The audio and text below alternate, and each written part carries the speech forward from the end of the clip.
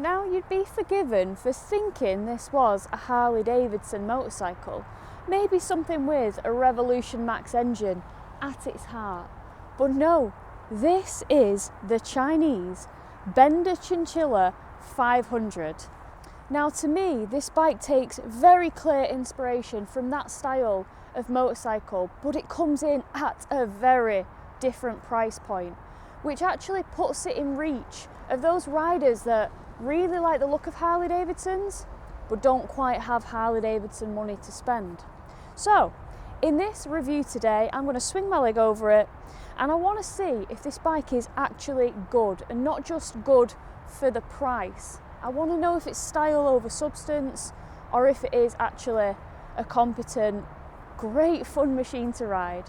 So if you're interested to find that out as well, definitely stick around. I'll roll the intro and then we'll hit the road.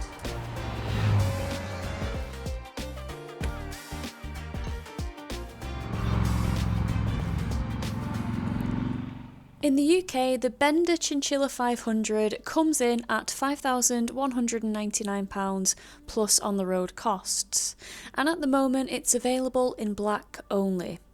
Power comes from a 476cc V-twin, producing 47 horsepower and 42 Nm of torque. It's liquid cooled, fuel injected, Euro 5 Plus compliant, paired with a 6-speed gearbox and a belt drive. Suspension consists of 41mm upside down forks at the front with twin rear shocks that offer preload adjustment. Braking is handled by a 320mm front disc with a Bybri radially mounted 4-piston caliper, that's Brembo's budget sister brand, and a 260mm rear disc, all backed up by Bosch dual channel ABS. In terms of features, you get full LED lighting and switchable traction control as standard. Fuel capacity is 16 litres, wet weight comes in at 215 kilograms, and the seat height is a very accessible 705mm. Now for reference, I am 5'4" or 162 centimetres with a 29-inch or 73.66cm inside leg. And this is what it looks like when I sit on the little chinny. Alright, I think it's time to ride. Alrighty team, I'm riding the mighty Chinchilla 500, the little chinny. The little chinaroo, the little chinster, little chim-chim-cheree. And we're going to start by doing a quick blast on the motorway to see how it feels at motorway speeds. Because I know it is a cruiser, but you know, it's quite likely that you're going to do a jaunt on the motorway, isn't it? So what better place than the 61? Alright, third gear, let's rinse it.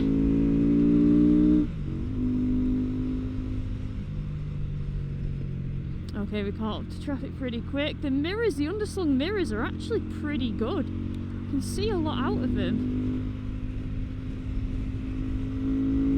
Oh, it makes a sound, doesn't it?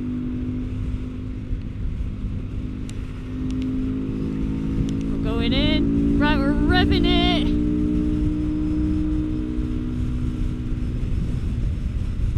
Alright. This is pretty good. Gets up to motorway speeds, pretty nice. So we're only doing one little stretch. Oh, it's got a proper bellow to it. Now it's a really, really windy day, so I am battling the elements. So at motorway speed, 6th gear, 6,000 RPM, a little bit of a tingle through the old pegs. But nothing through the bars. But if you do motorway speed, you're around about 6,000 RPM, and it does rev as hard as it is to see, all the way to 11,000 revs. So yeah, you can kind of cruise comfortably on this bike, even though it is a 476cc little whippersnapper. Now the weather's not great today, as you can see, but it's not great all week. It's not great all the time that I've got the little chinchy, so I've just got to suck it up. Suck it up, buttercup, but we are coming off at this junction and we're going to take it over some country lanes and have a see what we think of it.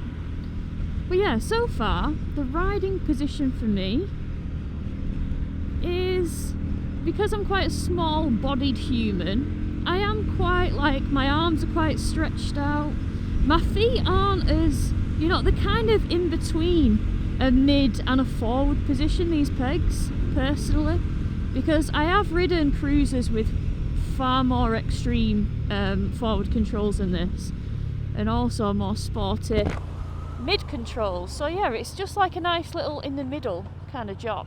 Right, we'll let this ambulance go.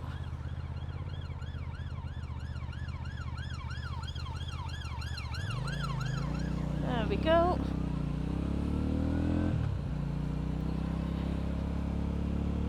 We'll get right in. Got some little wheels on this, 16-inch front and rear.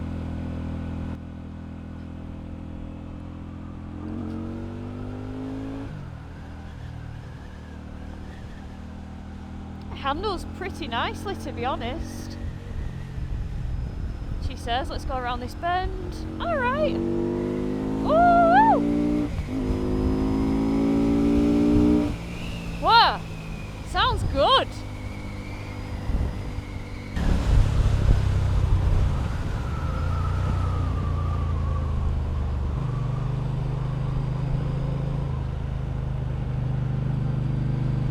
Stop, please.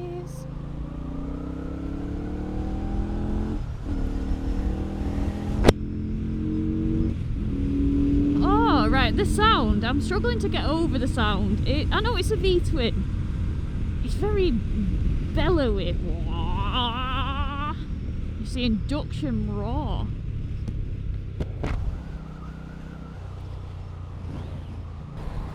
It's actually really, really pretty to look at. You've got, the bars aren't quite flat, they've got a nice little kink to them.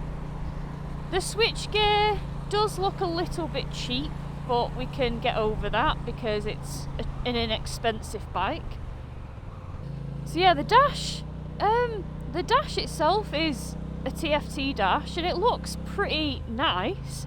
Like I said before, the red colour's not that strong on it, but you know, well, you can hear when you're in the red line, can't you? But yeah, it looks nice. You've clearly got adjustable bars, you can rotate them. The tank is a lovely shape and it's 16 litres, so you know, it should be a bike that you can get quite a few miles out of before you need to fill up. Is the seat comfy? I mean, I've literally just hopped on it, but so far it's quite nicely sculpted. It does cup the wee butt quite nicely. It feels a little bit firm at the moment, but because this is like a first impressions review, I only really like to comment on the comfort if I've done some considerable distance in one hit. Now, like I say, on first impressions, it's quite a firm seat, but that's not necessarily a bad thing, because sometimes you can have quite soft seats that end up destroying your coccyx, whereas sometimes firm seats actually do a better job in the long run. But the shape of it is nice, it's cupping my bum, and unlike its Napoleon Bob sister, you can actually take a pillion on this. Right, let's see, can we weasel to the front? Can we weasel? Can we weasel? We're gonna try, because that's what life is all about on motorcycles. Just trying to weasel to the front. Weasel. Oh, I'm not weaseling today, I'm chinchillaing. Love that.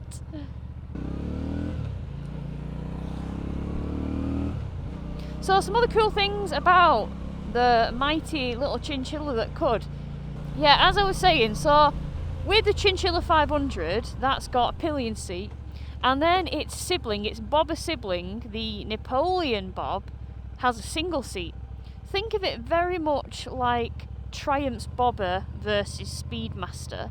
Everything's pretty much the same, engine-wise, electronic-wise, kind of bar that riding position's always a little bit more extreme on the old bobber.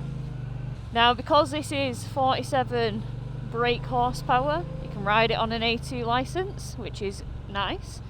And the beauty of this kind of horsepower as well is it's really fun to like rag it and wring its neck. Do you know what I mean? Like you can proper like screw the knackers off it and feel like you're working it. You're putting a shift in with it. And I like that about it.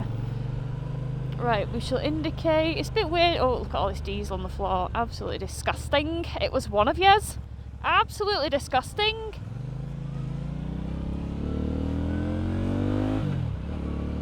Alright, oh my god, it's all the way. It's all here, look at this. Look at the diesel here. Okay, so the engine braking on this V-twin is pretty good. I'll give it that. We're just trying to avoid the diesel today. That's why I'm not in the centre line, because it's all there. I'll have to come out a little bit because of the cars, but it's not ideal, is it? Oh no. But yeah, one thing that I like about this bike, and just cruisers in general really, oh, it's all here, diesel everywhere, is, you know, this can be ridden if you've got an A2 licence, so that's good. Another thing that's good is it's low, as you saw. Oh, diesel everywhere. As you saw in the intro, so low, so wonderfully accommodating for lads and lasses with the shorter limb, like myself. Oh, the floor looks greasy and disgusting. Yeah, it's an engine that it's not got masses of torque. You think of, you know, cruisers, V-twins, you think loads of torque, but then your mind typically jumps to bigger engines, which do typically have more torque. So it's definitely one that you've got to rev, but this thing does come alive when you have it at like 8,000, 9,000 RPM. In fact, I think 9,000 is where its peak power is, which is in the red line. I'm really wanting to rev it today, but I'm not really mentally getting past the conditions because I'm on kind of unknown tyres to me. The trust isn't really there. So yeah, it might be a little more sedate than I would like over Rivington. But then again, if you've got a small capacity cruiser like this, are you really going to be trying to put hot laps in, generally speaking? Probably not. This is a minging junction to kind of cross. You just kind of got to commit. Sorry, I turned particularly slow then because the bike's quite far out on this and I haven't adjusted it. Alright, let me go.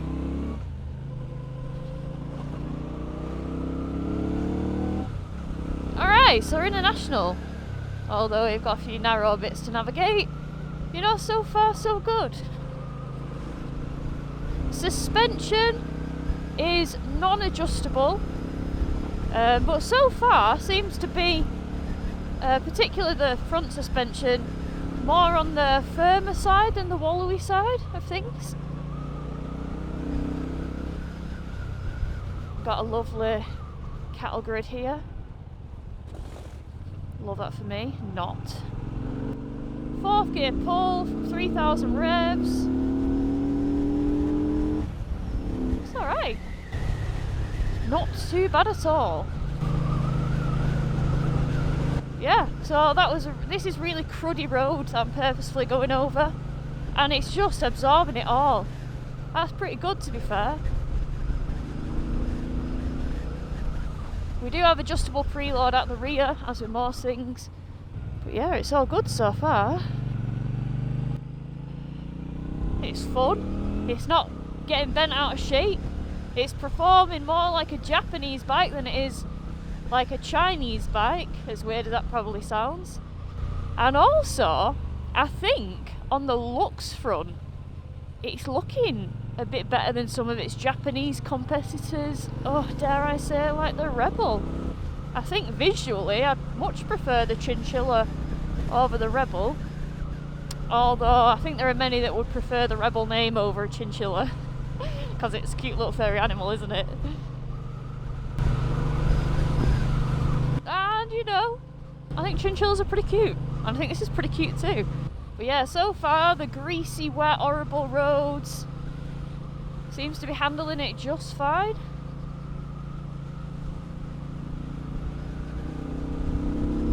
We don't really have any crazy settings with this. We've got no rider modes.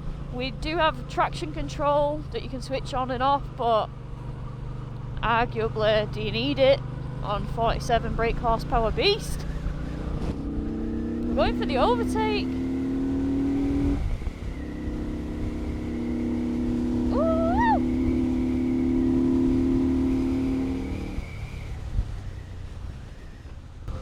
Alright, let's get it in second gear around this bend. Oh, the throttle's quite responsive. That was alright. It certainly wanted to go then. Right, visor down. Wind it on.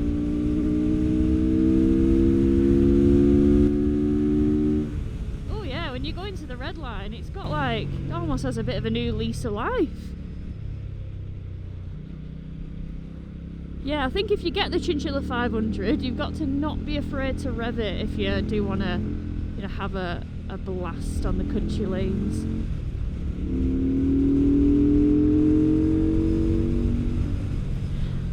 Yeah, it doesn't have masses and masses of mid-range, but it's got enough to like politely accelerate you forward.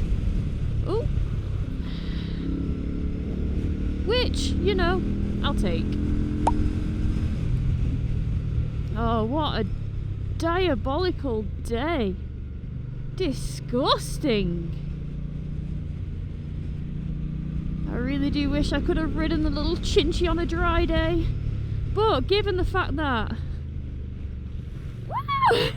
Oh no, wet feet alert. Given the fact that I've been borrowed this bike by MotoGB, who are literally on my doorstep, I'm sure I can borrow one when the weather is a bit drier, because I would like to actually revisit the little Chinchilla because I'm having a blast. It's a really pleasant, just lovely bike to get to sit on. Like I say, I'm just being a bit tentative around all the bends because I don't want to crash. But yeah, it's got a nice kind of way about it. It's got a nice way about it. Right, that's Rivington done. We've done a hot lap of Rivi. Not really super hot. Well, we've got up to speed. We've got up to national speed. We've been riding it through the 20s. We've been riding it through the 40s. No complaints. It's actually just a really nice bike. I mean, there are a few odd little things about the bike which will end up probably going in my pros and my cons list. Con list specifically. Like, I was searching for how to switch it on for ages. And you switch it on the left hand side. Now, that just feels wrong. Like, on the left. If the indicators aren't the easiest to cancel and it's not that bright on the screen, so sometimes you can kind of forget that you've got them flashing. But again, these will all make the con list, so it's pointless me talking about them too much now. Tell you what, we'll go in here. We'll go in the Black Dog car park. I know it says for Black Dog customers only, but we're just a rebel, aren't we? Not a Honda rebel. So, we're on a hill. Oh, the stand as well. I don't particularly like that, but little things in it. Right, let's have a quick look. Hopefully, my camera is where it needs to point. I'm not too high, I'm not too low. But that's what it looks like, just to look at it. Like, you know, the headlights giving Rebel a bit. Everything else is kind of giving Harley or Indian. It looks meaty, it's stealthy, it's blacked out by the kind of rose gold accents, you know, on the engine. I think Benda would do well in the UK if they stuck to this logo as opposed to this. Because this, in my opinion, it's not helping its cause, is it? Because all these swirls, it's giving like ladies' Dainese clothing in the early 2000s. I'll pop a picture on the screen and you'll know what I mean. So I'm not sure, really, if all this swirlage and this swirly writing is for me.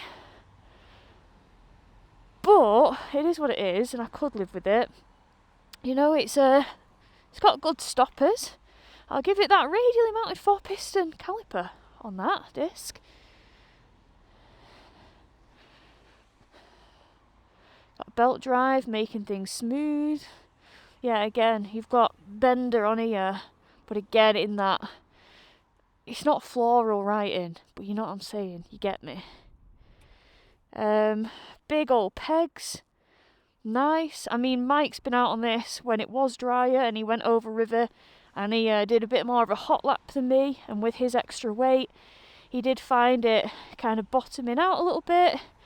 But me and my fluctuating 9 stone, 10 stone, depending on time of year body, I'm not noticing any scraping. But then again, like you can see, the roads are just not asking for a proper full-on test. I like the exhaust, kind of the shotgun, blacked out exhaust. I like there's a lot of black on it and no chrome on it, because from a maintenance perspective, I prefer that than loads of blinged out chrome. It's just quite pretty. It's quite nice. I mean, is that bright enough? Do you think? It's quite small, isn't it? But I've seen smaller. Ooh. And yeah, I'm not a fan of this gap there. It's almost like it's got a few seat height settings, but it doesn't. But yeah, this is smart. Tank shape's nice. Yeah, I think it's alright. Let's carry on.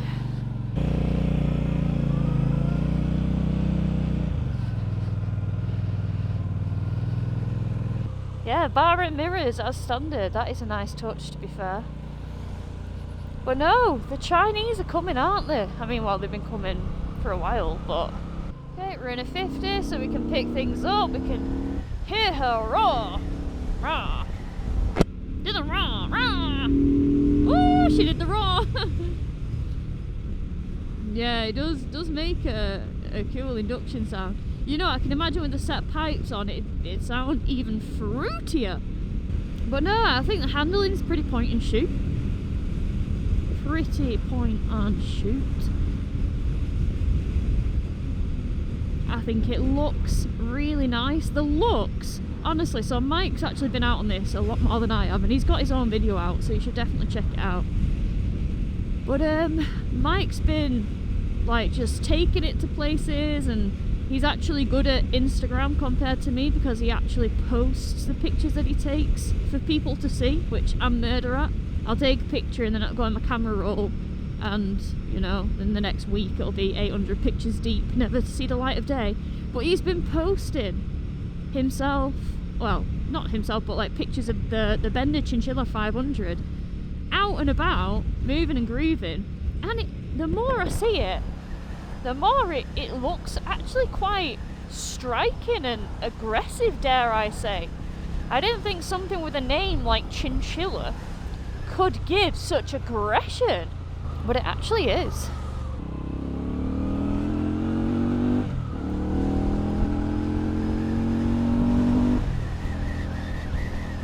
Yeah, it gets up to speed quite well. It is just a real nice bike to ride, actually.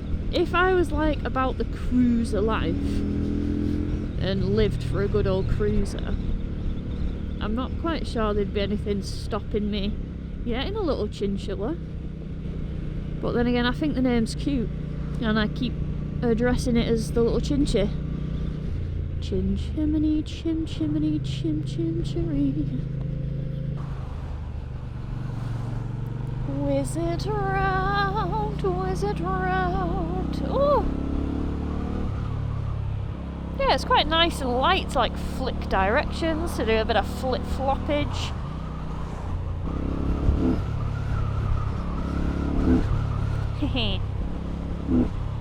We get to just rev it and make it bark. Ooh.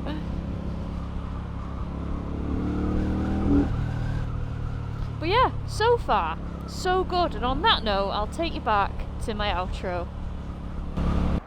So does the Benda Chinchilla 500 offer more than just familiar looks? I personally would say yeah. The engine on this, solid, the brakes, reassuring, and overall it just delivers that laid back, relaxed and joyous ride that you've kind of come to expect from a cruiser style of bike. Now to me it doesn't feel massively premium. There are little aspects like the gap here, you know, that kind of just don't give it that premium feel to me. But then again, I don't feel like it's trying to be a premium bike. And that's not to say that this is a cheaply made bike. I actually do think that everything is pretty much well put together. The dash is nice, the bars look great, the bar and mirrors, the tank's nice. It does kind of just look like a modern Harley from a glance. And to me, at this price point, I think it's a pretty fair and honest package. Now on the screen, I'm going to pop my pros and my cons that have kind of led me to this general conclusion. But overall, it's been a nice day. It's a fun bike to ride. I've really enjoyed it. It's something a bit different. Feet forward, on the bars, cruising along. You know, it's not my typical style of bike that I really thrive on, like a proper sporty naked. But that's not to say that I can't appreciate the laid back life. Right, I hope you've enjoyed this. If you have, hit that subscribe button and I'll catch you all on the next vlog. Alright, take care.